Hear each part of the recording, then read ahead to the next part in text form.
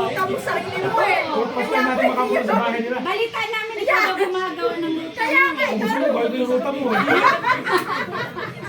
Tayo naman. Balita mo na ka LC. Kasi ano, nandun pa rin sa May 17 na ba? 17 years old na yata yun. 768. Kaya alam mo naman sa dito, sa basta kayo pa. Tingnan mo nga si Dot. Dalawa pa yung trabaho ni Dot. Pero malakas sa inyo. Mga mega inday ay mga higala. Saan ka ba? Sa McDonald's, saan ka ba nakita ng ATS yung nasa McDonald's na nagtatrabaho? Sa McDonald's. Sa Pilipinas. Si Francis nandun pa. Kahit naman, alam mo sa Pinas pag nag-25 ka na, hindi ka na Matanda pa dun sa mga kaya. Kaya ang Pilipinas hindi umaasal. So, ang dito, walang age limit.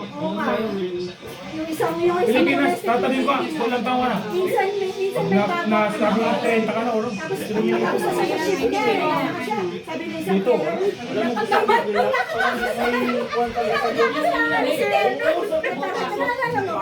Ito po guys, mga marites. Tapos yung bagong kera, hinahabol siya. ano kasi si ano patandaan mo? Hindi na kasi. Ano sabi nung matan? Ano sabi nung wala lang ito, pero nabwisit na. Medyo na-offend daw siya. Sabi ni Andrea, medyo na-offend daw siya. Kasi nga, di ba kaya nila yung bago yung kera. Dito kasi, kung di ko makalang trabaho. Hindi na.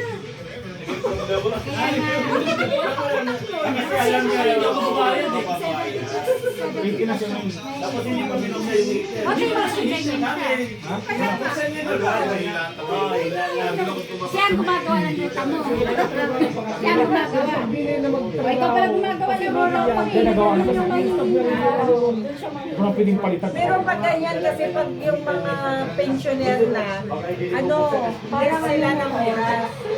Kasi naka-pension na lang yan, hindi na pwede sumubra at tanggalan sila eh. Parang twice. Oo.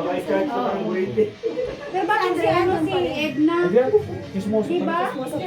Ay, Edna. Nag-pensioner na si Edna pero 34 hours pa rin siya.